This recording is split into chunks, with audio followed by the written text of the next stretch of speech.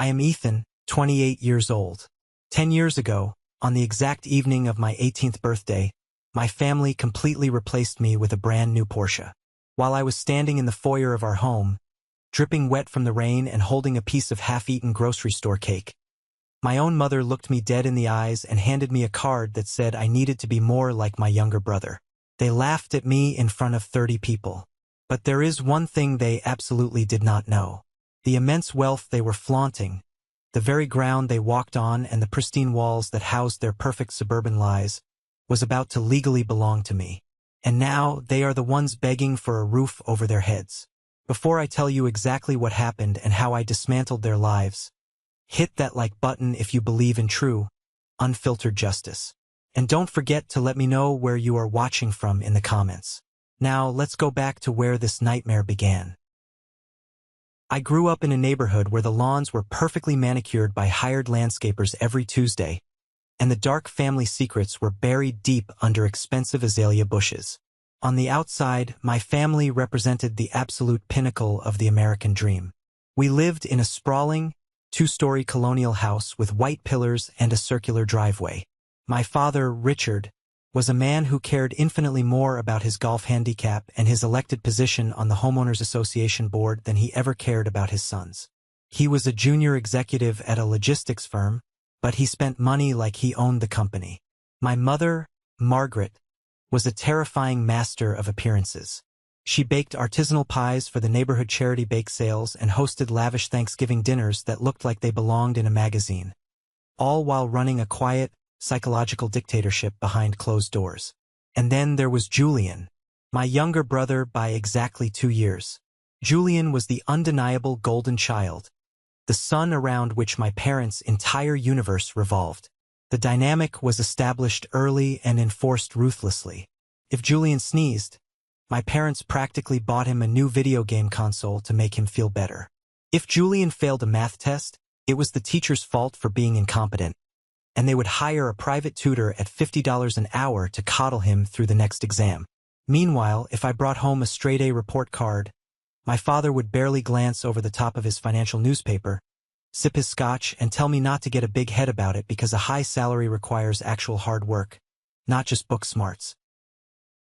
The favoritism was not subtle.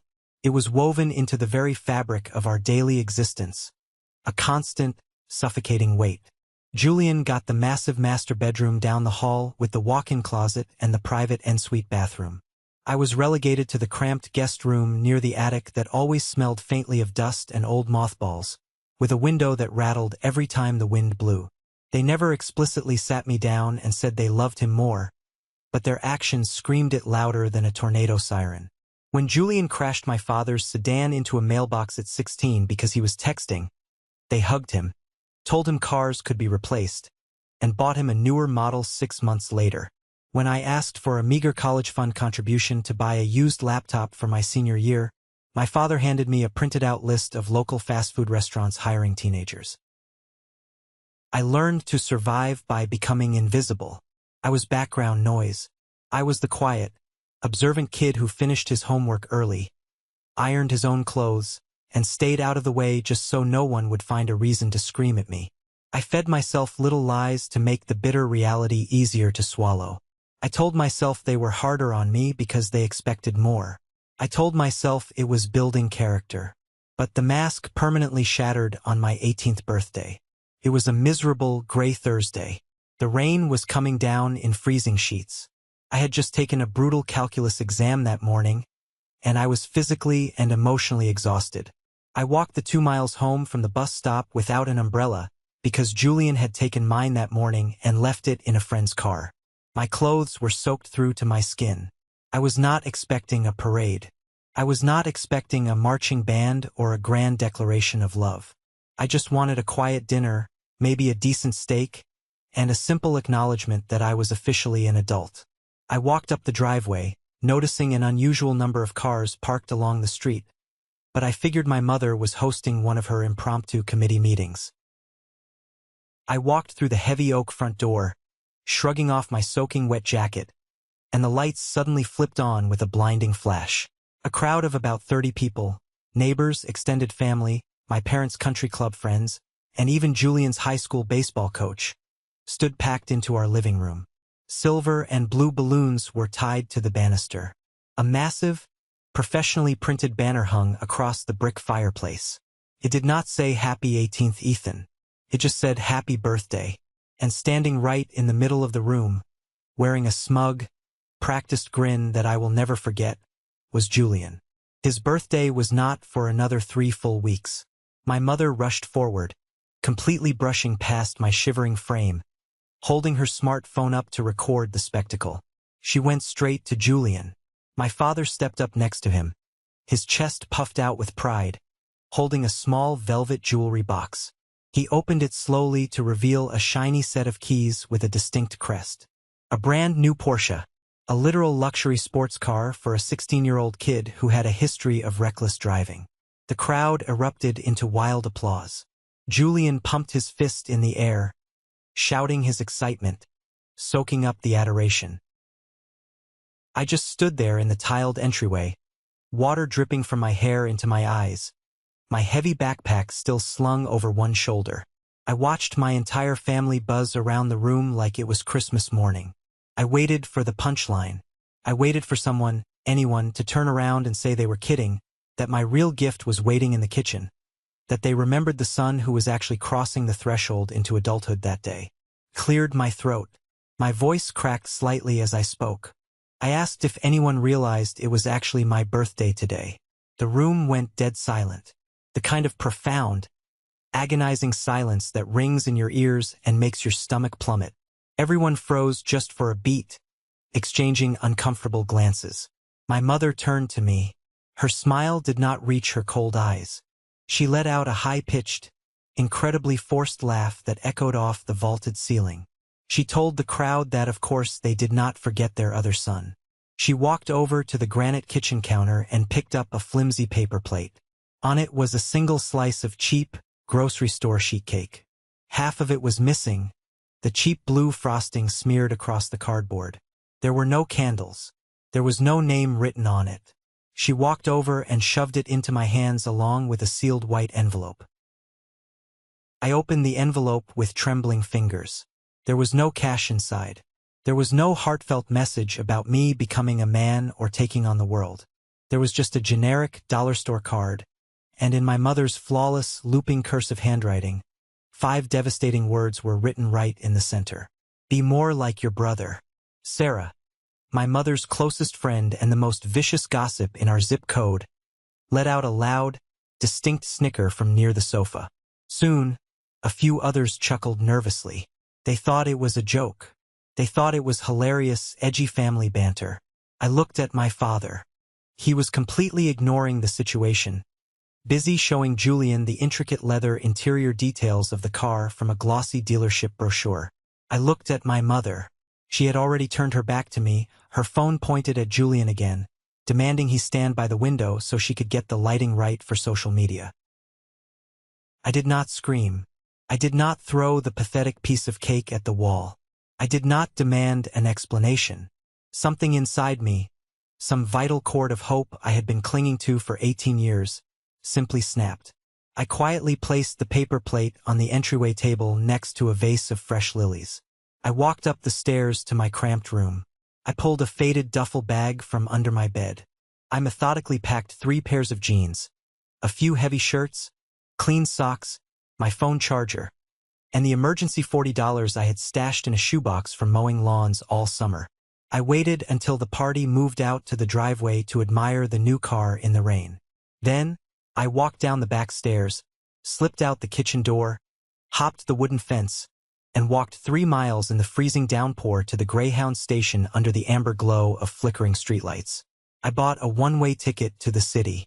I sat in the back of the bus, shivering in my damp clothes, watching the suburban houses fade into the darkness. A week later, sitting on a stained, lumpy mattress in a cheap motel that smelled of stale smoke and bleach, my cracked phone buzzed. It was a voicemail from my mother. Her voice was trembling, thick with heavy, dramatic tears. She begged me to come home. She said they did not know it would hurt me so much, that it was just a terrible misunderstanding, that they were planning a separate dinner for me all along, and that my father was driving around everywhere worried sick. It was a masterful, Oscar-worthy performance. If I had not lived with her for 18 grueling years, I might have actually believed it. But I knew the truth. She was not crying because she missed her eldest son. She was crying because her perfect, carefully curated family image had a massive crack in it, and the nosy neighbors were starting to ask uncomfortable questions about why Ethan was no longer mowing the lawn. I deleted the voicemail without listening to the end. I turned off my phone, wrapped myself in a thin blanket, and prepared for war. The city does not care if you are hurting. It does not care if your heart is broken, if you are terrified, or if you just got betrayed by the very people who were supposed to protect and nurture you. The city is a massive, grinding machine, and it only demands one thing: rent. Those first few years on my own were a brutal, relentless masterclass in sheer survival. I found a bed in a rundown youth hostel for $50 a week, sharing a cramped room with men who sold knockoff sunglasses and avoided eye contact. I worked construction during the day, breathing in toxic drywall dust, hauling heavy bags of cement up 5 flights of stairs until my shoulders felt like they were going to separate from my body and my hands were blistered and bleeding. At night, I washed greasy dishes in a 24-hour diner where the hot water scalded my forearms, and my clothes permanently smelled like old French fries and burnt coffee. I eventually upgraded to a roach-infested apartment the size of a walk-in closet in a neighborhood where sirens were the nightly lullaby. I ate generic canned beans, instant noodles, and day-old bread. But every single time my back ached so badly I wanted to collapse, or my stomach growled so loud it kept me awake, I thought about that half-eaten cake. I thought about the gleam of that new Porsche, and it fueled me with a dark, burning energy. I absolutely refused to be the tragic failure they expected me to become. I refused to let their narrative be my reality. I started spending every free hour at the massive public downtown library after my exhausting diner shifts. I read everything I could possibly get my hands on about commercial business, macrofinance, and real estate development. I wanted to deeply understand how money moved, how true power was built, and how people like my father managed to keep it while contributing nothing of real value. I started taking cheap online courses at a local community college, sitting at library computers until closing time, paying for the credits out of pocket, dollar by agonizing dollar. The only person from my past who ever reached out to me with genuine concern was Aunt Clara. She was my mother's older sister, but they were complete opposites. Clara was loud, unfiltered, and fiercely independent. She was the designated black sheep of the family simply because she refused to play the ridiculous country club status game. Clara finally found me 3 brutal years after I had left. She tracked me down through an old tax record I had filed when I got a slightly better job at a hardware store. She walked into the diner one rainy Tuesday evening, sat at the cracked vinyl counter, and ordered a black coffee. When I turned around from the grill to hand it to her, I nearly dropped the ceramic mug. She looked older, her face lined with worry. She did not hug me right away. She just looked at my calloused hands, the dark circles under my tired eyes, the cheap uniform, and nodded slowly. She told me I looked like a man who was fighting a long, silent war. We sat in a booth in the back, away from the other customers, and that was when she told me exactly what my family had been up to since the night I vanished. They had not been mourning my absence. They had not been searching the streets. They had been aggressively rewriting history to protect themselves. My mother had told the entire neighborhood, our extended family, and everyone at her weekly church group that I had fallen in with a dangerous, bad crowd. She fabricated a story that I had developed a severe, uncontrollable drug addiction and had violently stolen money from my father's college fund account before running away into the night. She painted herself as the tragic, heartbroken, long-suffering mother of a lost, criminal addict. She gathered their sympathy like currency, soaking up their casseroles and pitying looks. My father used my absence to justify permanently pulling the plug on any financial support he might have been socially expected to provide for my education, claiming to his golf buddies that it was necessary tough love. Hearing those lies did not break my heart. It hardened it into steel. It confirmed everything I already knew about their toxic nature. Clara slid a thick, unmarked envelope across the sticky table.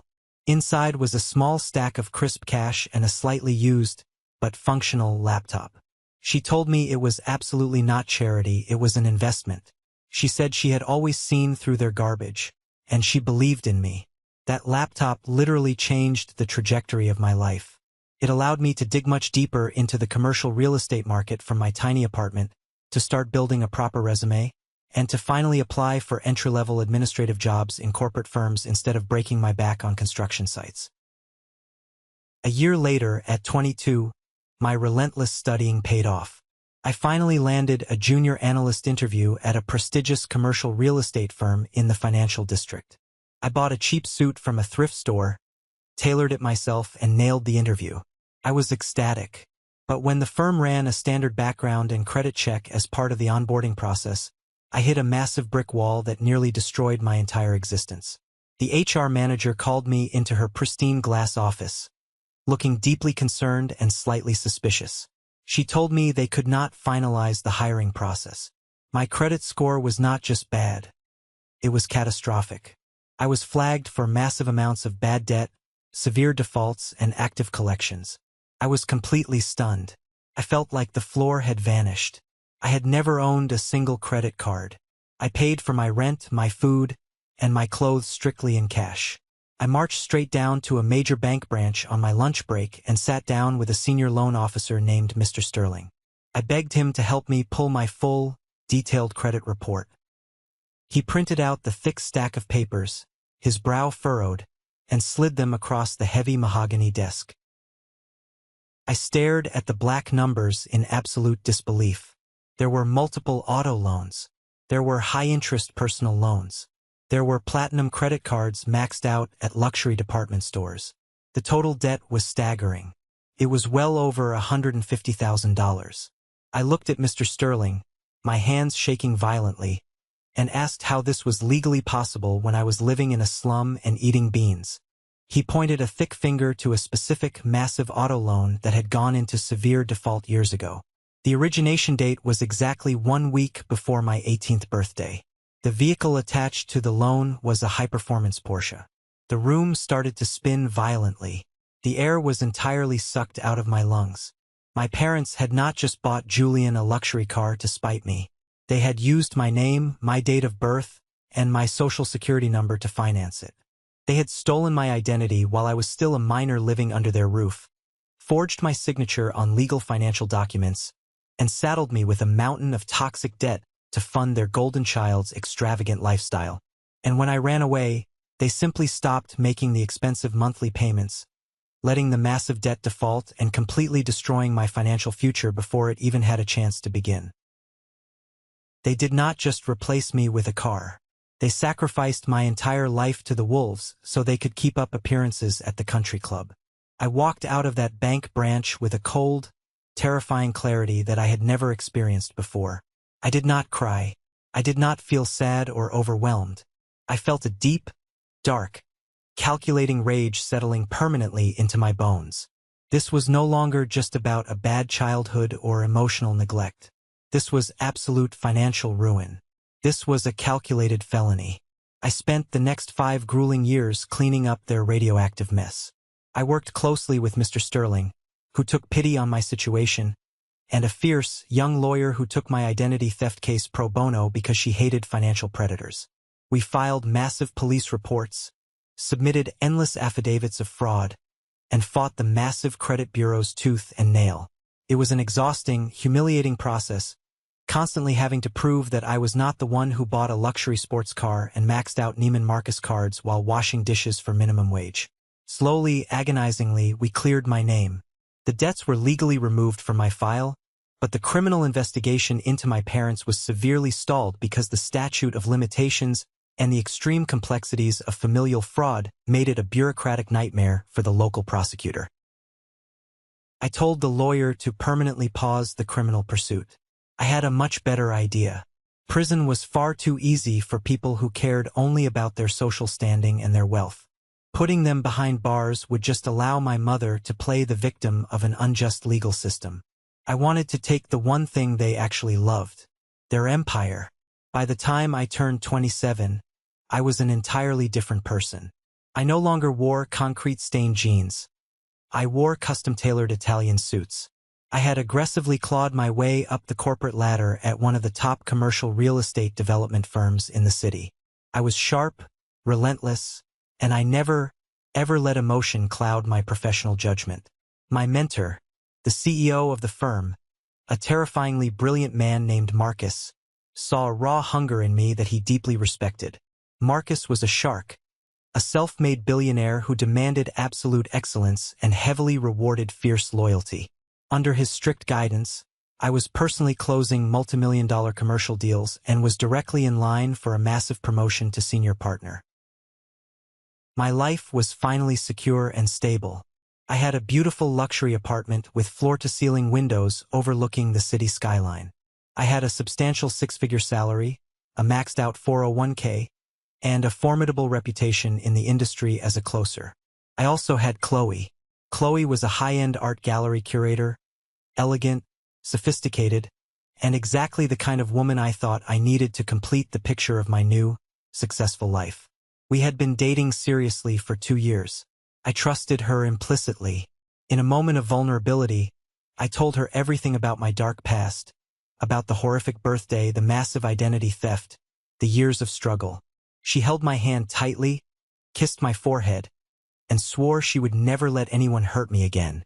But the past has a uniquely cruel way of finding you when you least expect it, usually when you finally feel safe. It started on a Tuesday morning with a thick, certified legal envelope delivered directly to my office by a courier. I sliced it open with a silver letter opener. Inside was a formal notification regarding the estate of my late paternal grandfather. He had recently passed away, and according to the dense legal documents, a massive trust fund inheritance was set to be disbursed to the surviving family. But there was a massive, insurmountable catch for my parents. The trust was structured rigidly by a paranoid old man. It required the physically notarized signatures of every single living biological heir to release the funds. If even one heir contested or refused to sign the release, the entire multimillion-dollar trust would be frozen in hostile probate court for years, tying up the money indefinitely. My toxic family needed me, not as a beloved son, not as a missing brother. They desperately needed my legal signature. The aggressive harassment began almost immediately. My personal cell phone, which I had changed 3 times over the years, started ringing incessantly with blocked numbers. Demanding emails flooded my secure work inbox. They were all from my father's expensive attorney, demanding an immediate meeting to discuss the inheritance. I ignored every single one of them. I instructed my receptionist and building security to permanently block any visitors claiming to be my family. I was not going to give them the satisfaction of a single word of response. But Margaret and Richard were incredibly desperate. The lavish country club lifestyle they stubbornly maintained was built on a crumbling house of cards. Through my own extensive real estate connections and industry software, I had quietly run deep background checks on their assets. They were bleeding money at an alarming rate. The logistics business my father ran was failing spectacularly due to mismanagement. To cover their tracks and their lifestyle, they had taken out a massive, high-interest second mortgage on their sprawling estate, and the devastating balloon payment was coming due in mere months. If they did not get their hands on that inheritance money soon, they were going to lose the house to the bank. They were going to lose their elite status. They were going to be publicly ruined. Since they could not reach me directly, they made a calculated, evil decision. They decided to completely destroy the new life I had built in order to force me to the negotiating table. I was deeply immersed in working on the absolute biggest deal of my entire career. It was a massive commercial acquisition of a prime downtown city block that would definitively secure my promotion to senior partner. I had spent 6 grueling months negotiating the complex terms, securing the zoning, and organizing the capital. Everything was strictly confidential. Only Marcus, my immediate legal team, and Chloe knew the intricate details of the bid. 3 days before the final closing, the entire deal violently blew up in my face. A rival development firm miraculously swooped in at the 11th hour and outbid us by exactly $50,000. It was a flawless surgical strike. They knew our exact financial ceiling. They knew our complex financing structure. Someone on the inside had deliberately leaked our entire playbook. Marcus called me into his expansive corner office. He was furious, the veins standing out on his neck. He did not explicitly accuse me of incompetence, but he demanded to know exactly how our highly secure data had been compromised. My bitter colleague, Derek, a snake in a tailored suit who had been aggressively gunning for the exact same promotion, looked extremely pleased with himself during the emergency staff meeting. I spent 48 frantic hours tearing through my own life, trying to find the leak. I checked my secure devices, the server logs, everything. Then, I came home early one evening, exhausted and defeated. Chloe was in the master bedroom, talking on her cell phone. The door was slightly ajar. Her voice was hushed, frantic, and filled with panic. I stood perfectly still in the carpeted hallway, my heart pounding in my throat. "I did exactly what you asked, Margaret," Chloe hissed desperately into the phone. "I got Derek the secure files. The deal is completely dead. But Ethan isn't breaking down. He's not packing up his things to go back to you. You promised me the rest of the money once he was officially fired." The floor seemed to drop out from under me. Margaret, my mother. I did not kick the bedroom door down. I did not yell or scream. I walked backward, silently, out of the apartment. I went down to the underground parking garage and sat in the driver's seat of my car. I gripped the leather steering wheel until my knuckles turned white and my hands cramped. My own mother. She had somehow tracked down my girlfriend, discovered that Chloe was secretly drowning in massive credit card debt to keep up her glamorous art world lifestyle, and simply bought her off. My mother had ruthlessly orchestrated a corporate espionage plot with my rival Derek just to get me fired, hoping that if I lost my job, my apartment, and my reputation, I would be forced to come crawling back home and sign those inheritance papers out of sheer financial desperation. They were willing to completely destroy my entire existence, my career, and my heart, just for a signature on a piece of paper. I pulled out my phone and immediately called Detective Vance, the relentless private investigator I had used during my identity theft case years ago. I told him I needed him to drop everything and pull every single financial record, every wire transfer, and every bank statement connected to Chloe and Derek for the last 3 months. I wanted absolute, undeniable proof.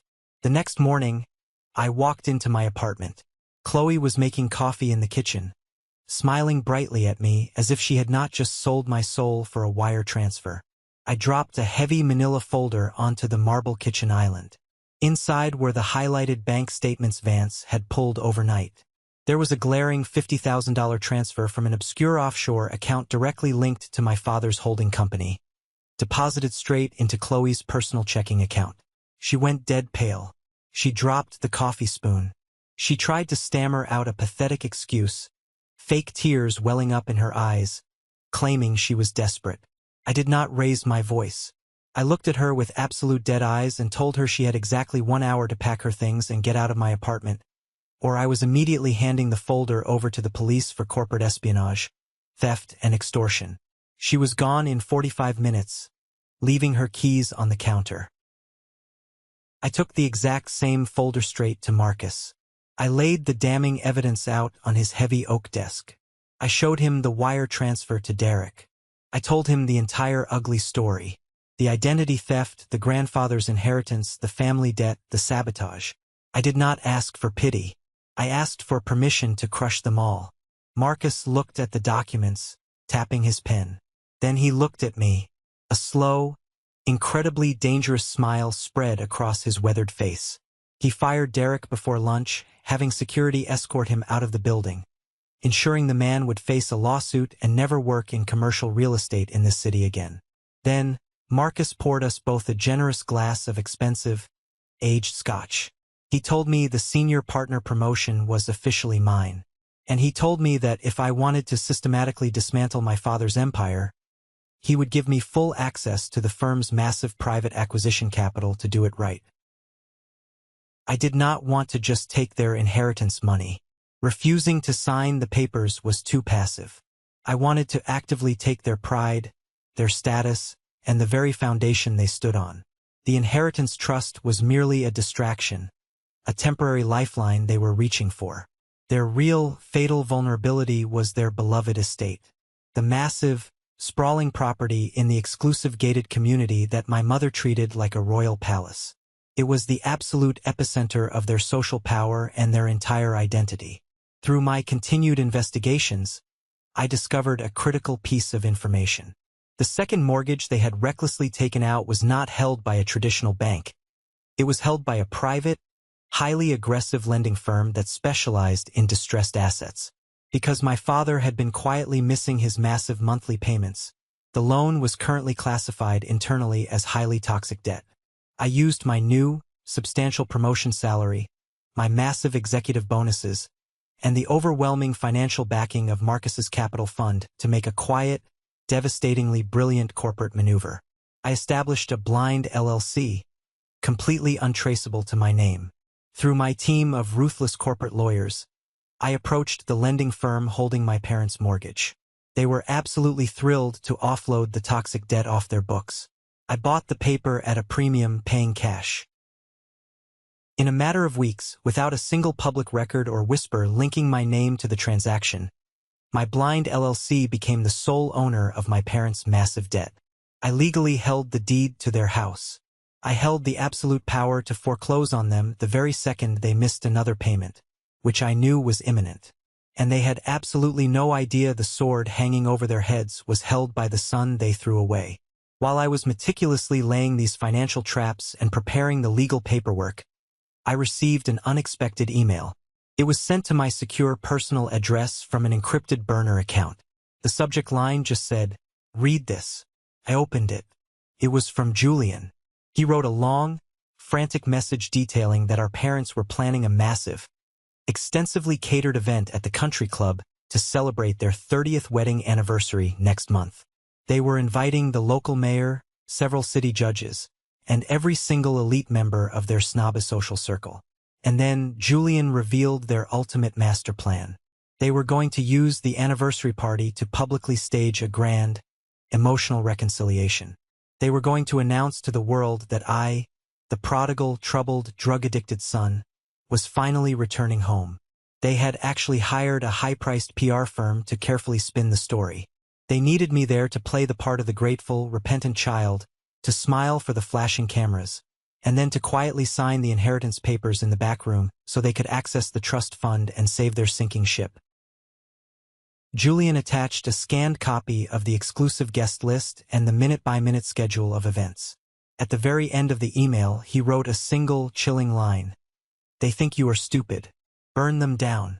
I sat back in my leather office chair and stared at the glowing screen for a long time. The golden child, the brother who had gleefully driven the Porsche bought with my stolen identity, the one who had always benefited from my misery, was handing me the matches. I didn't entirely know his true angle yet, whether it was guilt, spite, or self-preservation, but I knew a golden opportunity when I saw one. I immediately called Mr. Sterling at the bank and Detective Vance. I told them to definitively finalize the foreclosure notices based on the missed payments. I had the damning documents printed on heavy, watermarked legal paper. I placed them carefully in a sleek, black leather briefcase.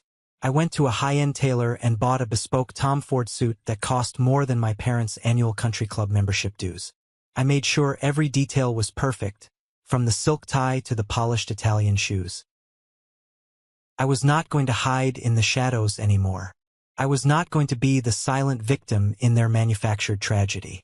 They wanted a massive public spectacle. They wanted a captive audience of the city's elite to witness their grand, fake forgiveness. They wanted to parade me around like a conquered prize. I was going to give them a show they would never, ever forget. The night of the highly anticipated anniversary party, a severe, rolling thunderstorm moved into the city. Lightning cracked violently across the dark sky, illuminating the heavy raindrops streaking down the tinted windows of the luxury town car I had hired to drive me to the sprawling country club. I sat perfectly still in the back seat, the black briefcase resting heavily on my lap. I traced the smooth leather handle with my thumb. My heart was beating a steady, incredibly calm rhythm.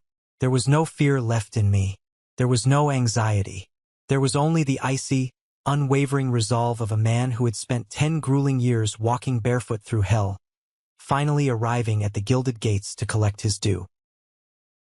The storm was raging outside the car windows, but the real hurricane was about to walk right through their front doors. The heavy, dark oak doors of the Oakmont Country Club loomed ahead of me like the impenetrable gates of a fortified castle I was finally fully equipped to breach. The violent thunderstorm outside was raging with an almost cinematic intensity, the jagged lightning violently illuminating the meticulously manicured 18-hole golf course that my father valued far more than his own flesh and blood. But inside the grand, sprawling foyer, it was an entirely different universe. It was a perfectly insulated world of hushed wealth, clinking crystal champagne flutes, and thick, imported Persian carpets that were designed to swallow the sound of approaching footsteps and uncomfortable truths alike. I handed my dripping black umbrella to a young, wide-eyed valet, who looked entirely too intimidated by the sharp, ruthless cut of my bespoke Tom Ford suit. I took a moment to adjust my pristine French cuffs, allowing the heavy gold links to gleam under the massive, cascading crystal chandelier above me. I took a slow, deep, calculated breath. The sleek leather briefcase tightly gripped in my right hand felt like a physical anchor, grounding me in the absolute, undeniable reality of what I was about to execute. 10 years ago, I had walked out into a freezing rainstorm wearing cheap jeans and carrying $40. Tonight, I was walking out of the rain carrying the absolute destruction of my abusers. As I walked down the long, portrait-lined mahogany corridor toward the grand ballroom, the muffled sounds of a live string quartet drifted through the air. Suddenly, a young woman with a frantic expression, a headset, and a glowing tablet practically sprinted up to me, her high heels clicking sharply against the polished marble floor. She was the aggressive PR coordinator Julian had explicitly warned me about in his email. She had been hired specifically by my mother to carefully choreograph and spin my grand, deeply humiliating return to the family fold. "Ethan? Oh, thank goodness you are finally here," she breathed out in a rush, her eyes darting nervously over my expensive suit and completely unbothered demeanor. She was clearly shocked that the supposedly destitute, drug-addicted runaway described by her clients looked like a man who could buy the entire country club in a single cash transaction. "Your mother was getting incredibly anxious. We are on a very tight schedule tonight. Okay. Please listen carefully, here is the exact run of show. When Richard takes the stage for the anniversary toast in 20 minutes, he is going to talk at length about family resilience and the painful journey of healing. When he distinctly says the word homecoming, that is your absolute cue. We need you to walk slowly up the center aisle, look incredibly overwhelmed with emotion, and embrace him on the stage. The lead photographer from the local society pages will be positioned right by the swan ice sculpture to capture the reunion. We really need tears, Ethan. The narrative depends on it. Can you give us genuine tears?" I looked down at her glowing tablet, and then up at her panicked face. My expression remained completely flat, utterly devoid of any warmth, compliance, or fear. "I will give them exactly what they have earned," I said quietly, my voice smooth and low, carrying a dangerous edge that made the PR coordinator physically take a step back. I walked right past her, ignoring her desperate stammering in the hallway, and pushed open the incredibly heavy double doors leading directly into the main ballroom. The sheer, unrestrained opulence of the room was practically nauseating in its excess. Thousands of imported white roses cascaded elegantly from towering silver vases placed on every single table. Waiters wearing crisp, immaculate white tuxedos and white gloves circulated silently through the crowd, offering silver trays loaded with vintage champagne and expensive beluga caviar. And there, holding court near the absolute center of the room, bathing in the adoration of their peers, were Margaret and Richard, my parents. They were completely surrounded by the absolute elite of the city's power structure. I instantly recognized Mayor Henderson, 2 prominent district court judges, and several incredibly wealthy commercial real estate developers I had frequently encountered at high-level industry galas. My father was holding a crystal glass of very aged scotch, laughing heartily and loudly at a joke I am entirely certain was not actually funny. My mother was clinging tightly to his arm, wearing a blindingly bright diamond necklace that I knew, courtesy of my private investigator, was currently heavily leveraged against their rapidly failing logistics business. The exact moment I stepped off the carpeted entryway and onto the polished hardwood floor of the ballroom, the entire dynamic of the room shifted. It was a subtle but undeniable ripple. People stopped mid-sentence. Eyes turned sharply toward me. The hushed whispers started instantly, rustling through the heavily perfumed crowd like dry autumn leaves being pushed by a cold wind. I had not been seen in this exclusive social circle in 10 long years. The absolute last narrative they had been forcefully fed by Margaret was that I was a destitute, violent criminal who had selfishly drained my own college fund to fuel a drug habit before vanishing into the unforgiving gutter. Margaret saw me first. The blood completely drained from her perfectly contoured and powdered face for a terrifying fraction of a second. But then, her terrifying, deeply practiced societal mask snapped violently back into place with alarming speed. She immediately let go of my father's arm, gasped loudly enough for the surrounding politicians to hear, and rushed toward me. Her arms were outstretched, her eyes wide and instantly shining with flawlessly manufactured tears. "Ethan, oh, my beautiful, prodigal son, you finally came home to us," she cried out, her voice pitched to the absolute perfect decibel to ensure every single wealthy person in a 50-foot radius could witness her boundless maternal devotion. She threw her arms around my neck, pulling me into a tight, suffocating embrace that smelled heavily of incredibly expensive jasmine perfume and sheer, unadulterated panic. As she pulled me close, pressing her cheek against mine, her mouth was positioned right next to my ear. In that split second, the loving, heartbroken mother completely vanished, and the venomous, controlling dictator returned. "Smile for the damn cameras right now, you ungrateful little brat," she hissed viciously, her manicured fingernails digging painfully into the expensive wool of my custom jacket. "You are going to walk into the manager's private office in exactly 1 hour and sign that inheritance document without a single word of complaint. Or I swear to God I will make a few phone calls and make sure you lose your salary and never work in this state again." I did not pull away immediately. I stood perfectly still, like a statue carved from ice, and let the desperate society photographer snap his highly anticipated, lucrative photos of the grand reunion. Then, moving with deliberate, unstoppable force, I gently but firmly peeled her claw-like hands off my shoulders. I looked down at her and offered a calm, terrifyingly polite smile that did not reach my eyes. "Hello, Mother," I said aloud, my voice smooth, deep, and carrying perfectly across the silent onlookers who were leaning in to eavesdrop. "You look remarkably well put together for someone whose entire financial empire is currently burning to the ground." Her eyes widened in absolute, genuine shock. Her mouth opened, but no sound came out. Before she could formulate a toxic response, my father stepped up behind her. Richard extended a large, heavy hand, his face flushed with the expensive scotch and the absolute, arrogant certainty that he was the smartest, most powerful man in the room. "Ethan, good of you to finally show up, put your past mistakes behind you, and do the right thing for this family," he boomed aggressively, trying to instantly assert his dominance over the situation. I looked down at his outstretched hand. I did not take it. I did not move a single muscle. I just looked at him, letting the heavy, agonizing silence stretch until it became incredibly uncomfortable for every single person watching the interaction. Richard slowly lowered his hand, his jaw tightening in suppressed, explosive fury.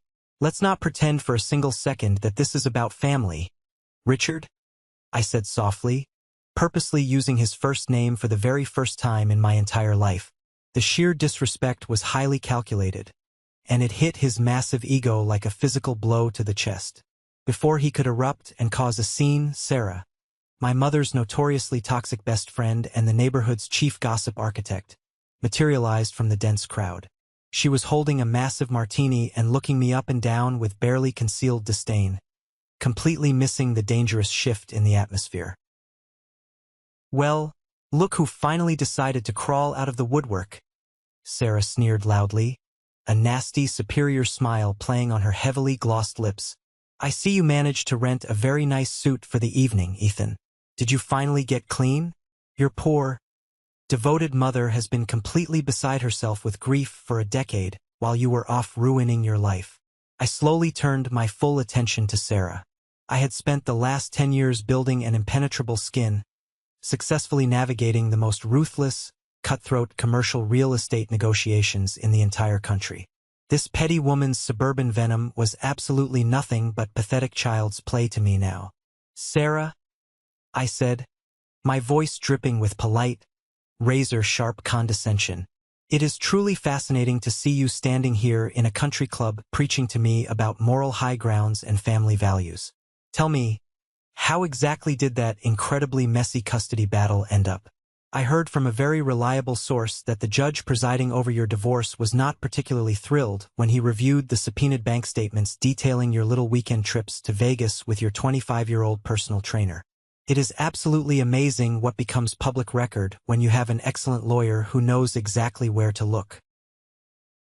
Sarah gasped loudly, her face instantly turning an incredibly ugly, mottled shade of crimson. Her hand shook so violently that she spilled a large drop of her expensive martini directly onto her designer silk dress.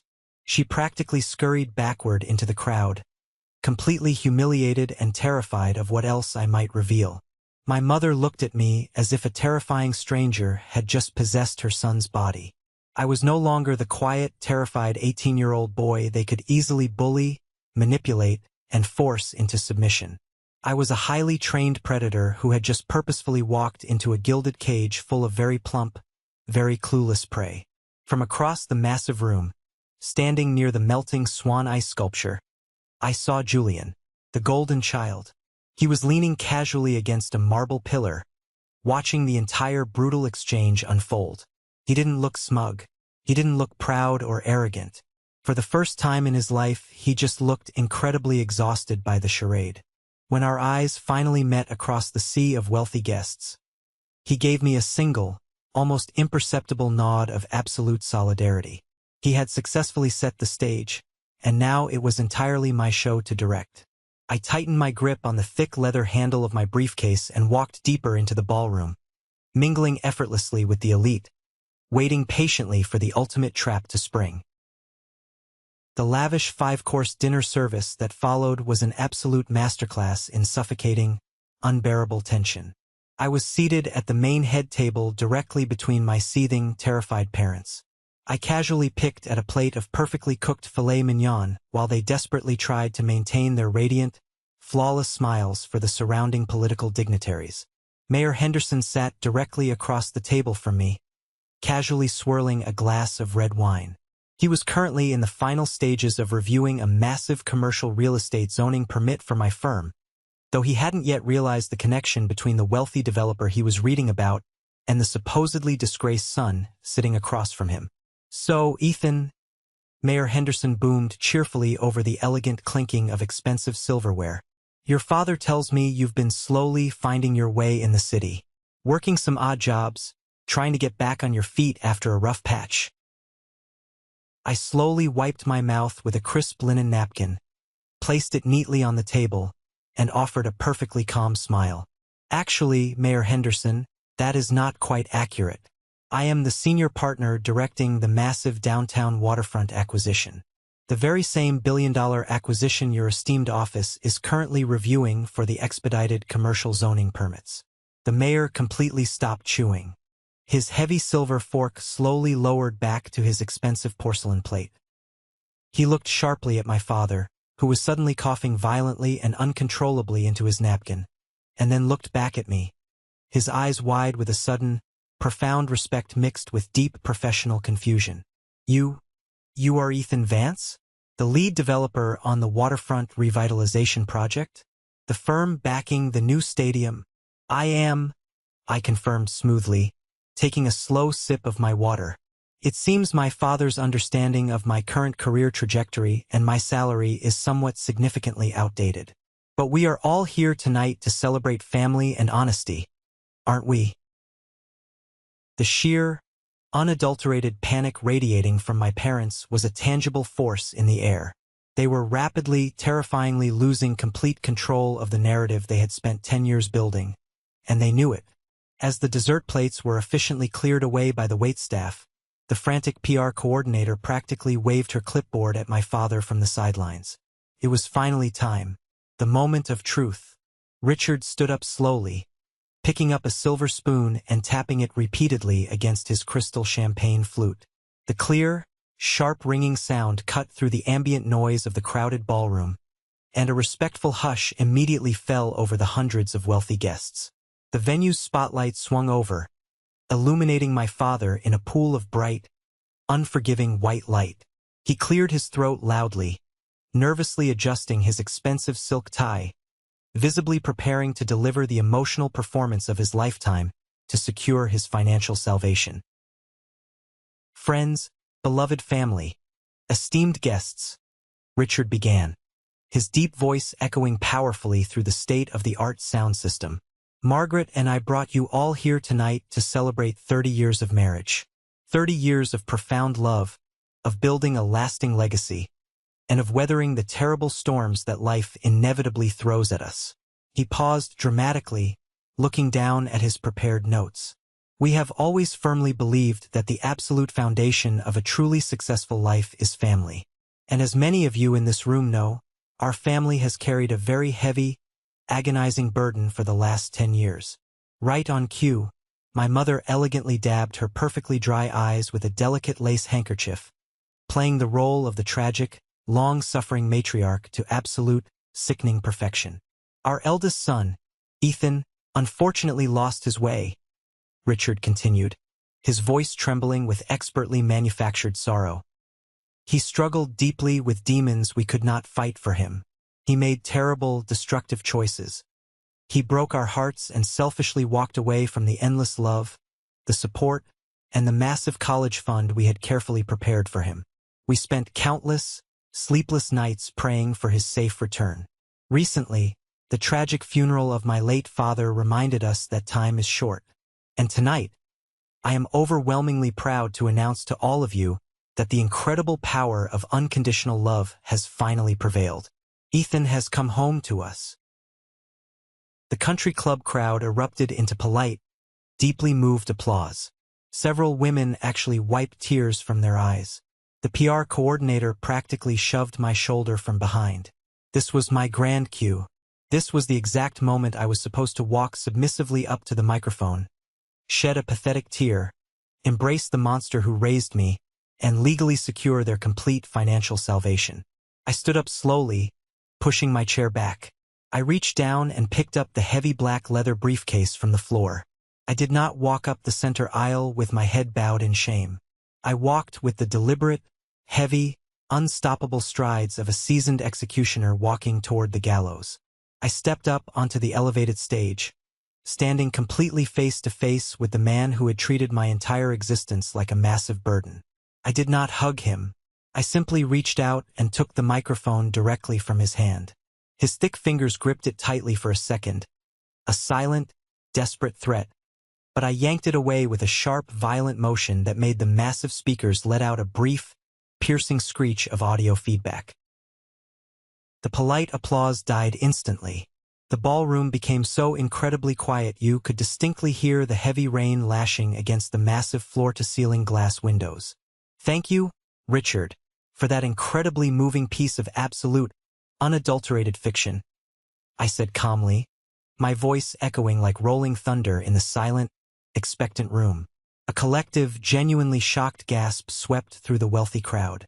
My mother jumped to her feet so fast she knocked her chair backward, her face completely pale with absolute terror. Ethan, stop this right now. Someone help him. He is confused. He is having a terrible mental episode. She shrieked desperately, trying frantically to salvage the crumbling narrative. I have never been thinking more clearly in my entire life, Margaret. I fired back instantly, my cold eyes locking onto hers, pinning her completely in place. I turned my full attention to the hundreds of powerful faces staring up at me in shock. My father just stood here and told you all that I lost my way. He told you I made terrible choices and drained my own college fund. He told you I was a violent drug addict. Allow me to tell you the actual, undeniable truth. I set the heavy leather briefcase onto the polished lid of the grand piano next to the podium and snapped the golden locks open. The sharp clicking sound was as loud as a gunshot in the silent room. I did not leave this family because I was troubled or addicted to anything, I announced loudly, pulling out the first massive stack of heavily notarized, highlighted legal documents. I left because exactly 10 years ago, on my 18th birthday, my loving parents threw a lavish surprise party for my 16-year-old brother, bought him a brand new luxury Porsche, and handed me a half-eaten grocery store cake with a cheap card that explicitly told me to be more like him. I left this house with exactly $40 in my pocket to escape a lifetime of severe emotional abuse and neglect. I walked directly to the edge of the stage and handed the thick stack of papers directly down to Mayor Henderson and the 2 district court judges sitting completely stunned at the VIP table. But, as we all know, emotional abuse is not a crime in this country. I continued, my voice rising in raw power and undeniable intensity. What is a federal crime is exactly what you are holding in your hands right now, Your Honor. Those are certified financial records, official police reports, and sworn bank affidavits. They conclusively, legally prove that exactly 1 week before my 18th birthday, my loving parents completely stole my social security number, forged my signature on legal documents, and fraudulently took out a massive auto loan to buy that very Porsche.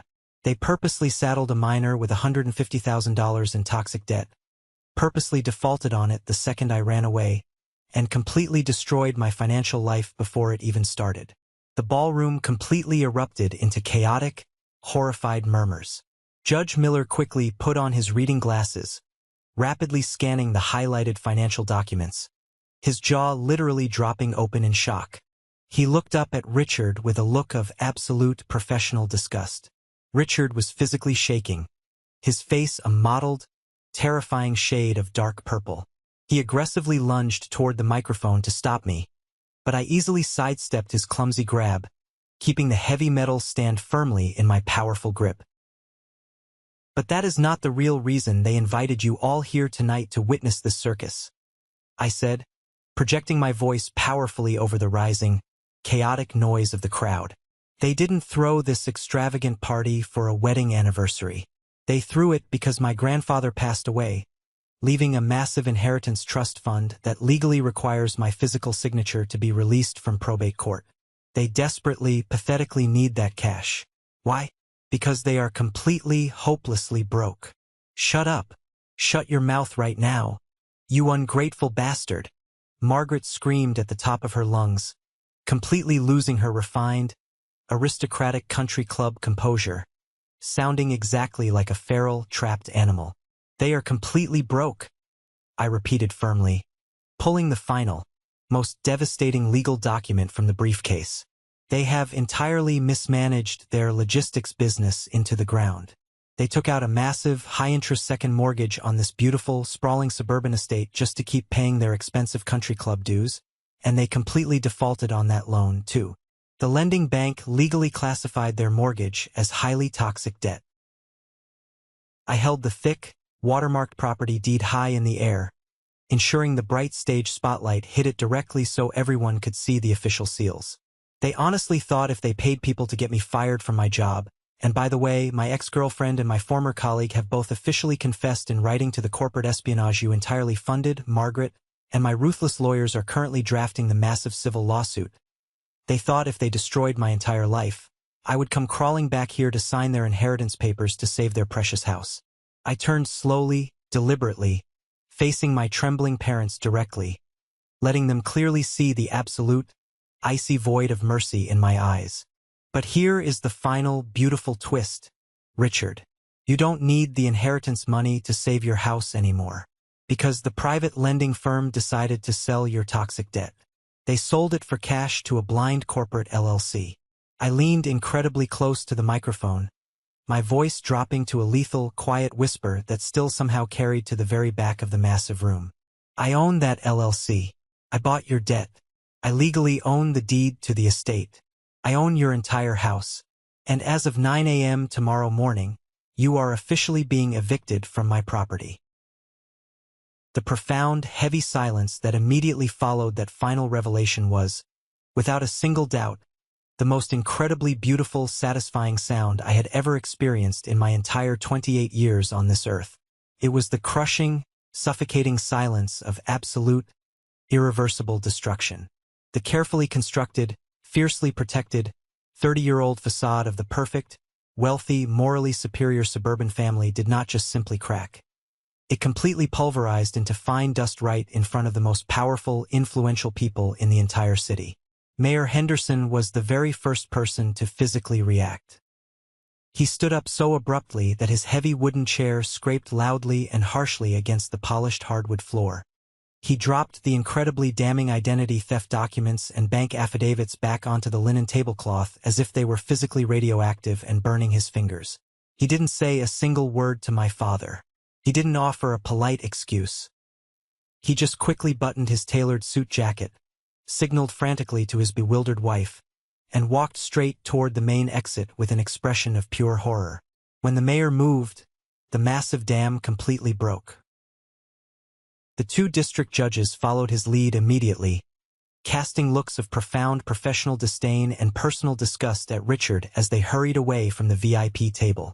Within seconds, the entire grand ballroom was in a state of chaotic, panicked motion. Elite high society is incredibly, notoriously fickle.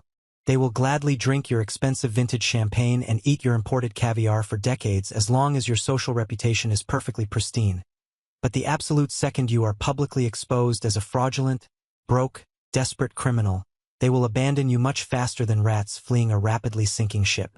Absolutely nobody in that room wanted their respectable names anywhere near an impending, massive federal identity theft lawsuit, a corporate espionage scandal, and a deeply humiliating public residential eviction.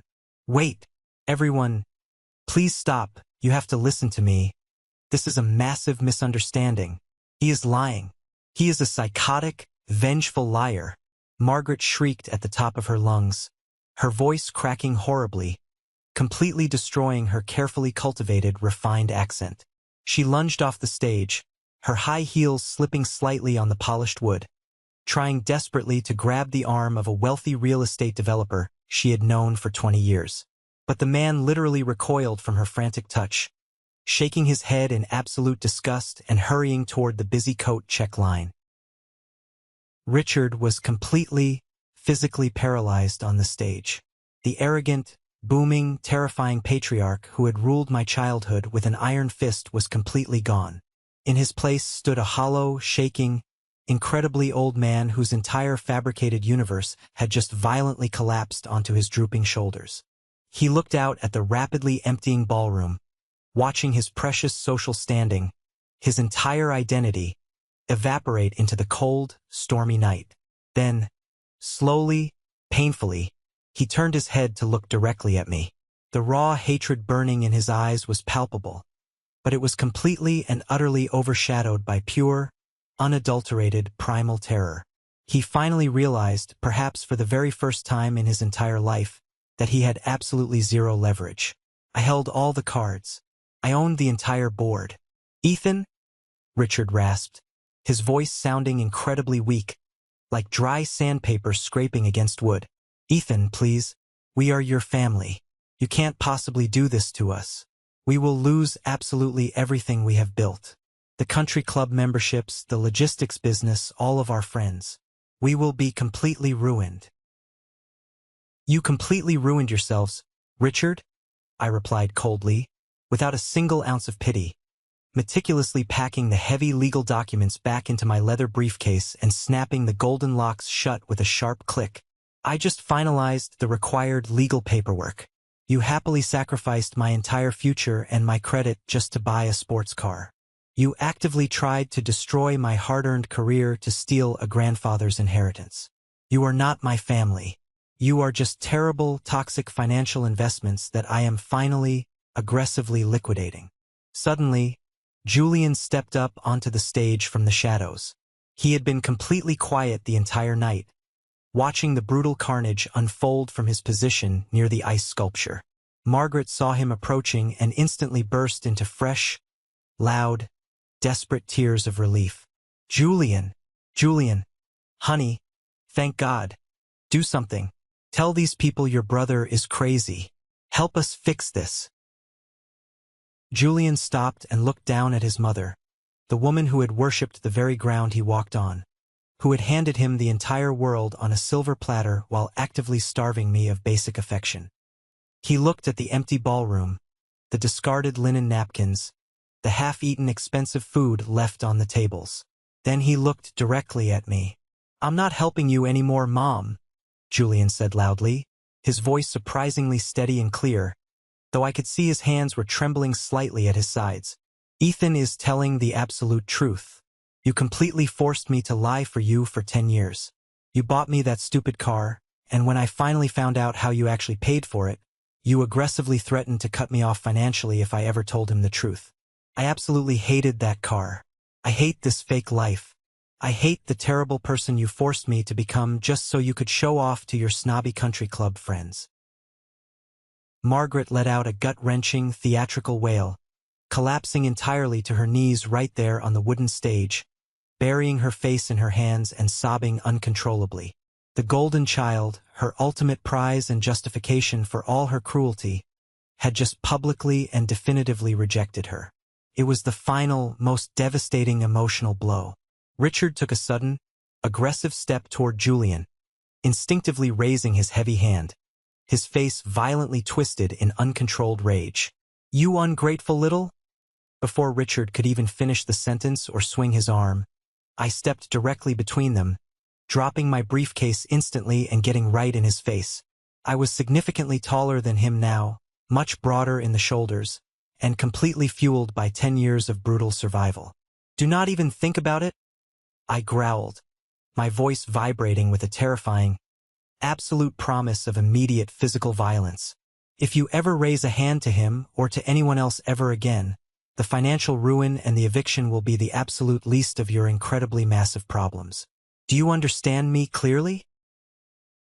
Richard completely froze, his raised hand trembling pathetically in the air. He looked deep into my eyes and saw that I was absolutely, unequivocally not bluffing. Slowly, pathetically, he lowered his hand and backed away. His shoulders slumped in total, irreversible defeat. I picked up my briefcase from the floor. I didn't look at my mother crying hysterically on the stage. I didn't look at my broken, pathetic father. I gave Julian a single, firm nod, silently acknowledging that he had finally, bravely done the right thing, and I walked purposefully down the steps of the stage. I walked out of the grand ballroom, out of the opulent, quiet foyer, and out into the cool, stormy night. The heavy rain had finally stopped, leaving the night air smelling incredibly clean and completely fresh. I handed my ticket to the stunned valet, got into the back of my waiting town car, and told the driver to go. I drove away, leaving the completely burning ruins of their pathetic, fake empire far behind me in the rearview mirror. The ensuing weeks following the country club disaster were a massive whirlwind of absolute, merciless legal precision and execution. I did not falter for a single second, and my legal team did not grant any extensions or show any mercy. True to my explicit word on that stage, at exactly 9 a.m. the very morning after the catastrophic anniversary party, my team of highly aggressive corporate lawyers and local sheriffs served my parents with formal, ironclad eviction notices at the front door of the estate. They were legally forced to frantically pack up 30 years of accumulated luxury, their expensive art collections, their designer clothes, and completely vacate the sprawling, multi-million-dollar suburban estate within 30 days. Because the incredibly juicy society gossip had spread like absolute wildfire following the public country club meltdown, they quickly found themselves completely, devastatingly socially isolated. Absolutely no one answered their frantic, begging phone calls. The major banks, immediately alerted to the impending federal identity theft lawsuits and the severe, undeniable financial instability, instantly froze all of their remaining credit lines and business accounts. Because of their ruined credit, they couldn't even secure a basic loan for a small new house. They ended up desperately renting a cramped, incredibly dingy two-bedroom apartment on the loud, heavily industrial side of the city. Ironically, just a few short blocks away from the very same roach-infested building I had lived in when I first ran away at 18. The absolute poetic justice of the situation was almost overwhelming to witness from afar. As for my grandfather's massive inheritance trust fund, it remained permanently and securely locked in probate court. I formally and legally refused to sign the necessary release documents. I simply didn't need the money, my salary was more than enough, and I was absolutely determined to ensure they never, ever saw a single red cent of it. The trust would likely sit there untouched for decades, a massive pile of unreachable cash completely taunting them for the rest of their miserable, broke lives. Furthermore, my relentless lawyers officially initiated a massive, crushing civil lawsuit against Derek, Chloe, and my parents for the corporate espionage and the deliberate malicious sabotage of my career. The sheer, terrifying threat of the impending astronomical legal fees forced Richard to officially and publicly file for Chapter 7 bankruptcy. The last update I heard from Aunt Clara was that the immense, crushing stress of losing their wealth, their home, and their precious status had caused Margaret and Richard to turn viciously on each other, and they were currently navigating an incredibly bitter, incredibly nasty, highly publicized divorce. A few months later, the dust from the explosion had finally, completely settled. I was sitting comfortably in my expansive new corner office, looking out through the massive floor-to-ceiling windows at the sprawling, beautiful city skyline. My name was newly and proudly painted on the heavy glass door, Ethan Vance, Senior Partner. I had officially, successfully closed the massive waterfront real estate deal, securing my absolute financial independence and cementing a professional legacy that I had built with my own two hands, entirely from scratch, without a single favor from anyone. The sleek intercom on my polished mahogany desk buzzed gently. My assistant's professional voice came through the speaker. "Mr. Vance? Your brother is here in the lobby to see you." I pressed the button firmly. "Send him in." Julian walked slowly into the massive office. He looked drastically, fundamentally different. The arrogant, perfectly styled, entitled golden boy of the suburbs was completely gone. He was wearing a simple, inexpensive button-down shirt and slightly faded, normal jeans. He looked incredibly tired, but for the very first time in his entire life, he looked completely genuine and unburdened. He walked quietly over to my desk, reached deep into his pocket, and pulled something out. He placed a shiny set of keys featuring a distinct, expensive crest quietly onto the polished wood. The keys to the Porsche. "I legally sold it back to the luxury dealership yesterday," Julian said softly, his voice echoing slightly in the large, quiet room. "I used the cash to officially pay off the massive remaining balance on the auto loan they originally, fraudulently put in your name. I know the bad debt was already cleared from your credit report years ago, but the bank still held the financial loss on their books. It's officially paid in full now. Every single cent is covered. The car is permanently gone." I looked down at the keys resting on the desk, then looked up at my younger brother. It was a massive, incredibly significant gesture of actual accountability. He had willingly given up his ultimate status symbol, the very thing that triggered my departure, to finally right a terrifying wrong he hadn't even fully understood when it originally happened.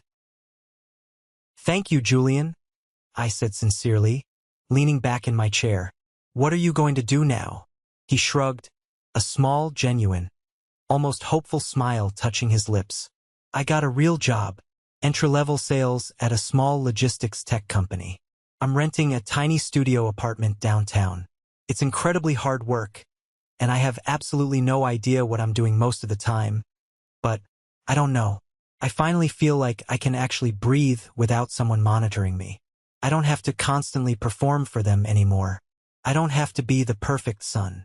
You never had to be," I told him quietly, meaning every word. "They just manipulated you into believing you did to serve their own egos." We sat there and talked for over an hour. It wasn't entirely perfect, and the massive, gaping psychological wounds of our deeply toxic, divided childhood weren't magically healed in a single afternoon conversation. But for the very first time in our lives, we were actually talking as two independent, equal men, not playing the assigned roles of the golden child and the scapegoat.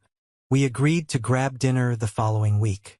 It was a small, fragile step, but it was a definitive step forward. Later that evening, after the sun had set, I left the towering glass office building and drove my car to a small, incredibly quiet suburban neighborhood. I walked up the pathway and knocked on a familiar, comforting wooden door. Aunt Clara opened it almost immediately, her face lighting up with a massive, incredibly warm smile. She pulled me into a fierce, genuine hug that smelled comfortably of cinnamon, old books, and actual, unconditional love. We sat together at her small, cozy kitchen table. She reached into the refrigerator and carefully pulled out a small, perfectly decorated, whole chocolate cake. There was a single, brightly burning candle placed exactly in the center. "Happy belated birthday, Ethan," she said softly, her eyes shining with proud, genuine tears. 10 years late, but you finally made it." I looked at the cake. It wasn't half-eaten. It wasn't a cruel afterthought. It was absolutely perfect. I closed my eyes, took a deep breath, and made a silent, unbreakable vow to myself to never, ever let anyone compromise my absolute worth or dictate my reality ever again. I blew out the candle. The thin wisp of smoke drifted slowly up toward the ceiling, carrying away the very last lingering ghosts of my deeply painful past. I didn't win by aggressively, illegally destroying them. I won by firmly refusing to be destroyed by them. I won by stepping completely, bravely out of the suffocating, toxic, fake spotlight they had trapped me in, and fiercely building my own damn stage. And let me tell you, the view from up here is absolutely spectacular. Let's pause for a moment. Thank you for staying with me this far, you're truly amazing. Please help me by liking the video and commenting the number 1 below so I know you've been here with me until this point. This not only helps more people discover this story, but also lets me know that my experiences mean something to someone. Your support is the greatest motivation for me to keep sharing the rest of this journey. Have you ever faced something similar with your own family? Have you ever had to draw a hard, incredibly painful line in the sand to protect your own future? Share your story in the comments below, and don't forget to like and subscribe so you don't miss the next journey.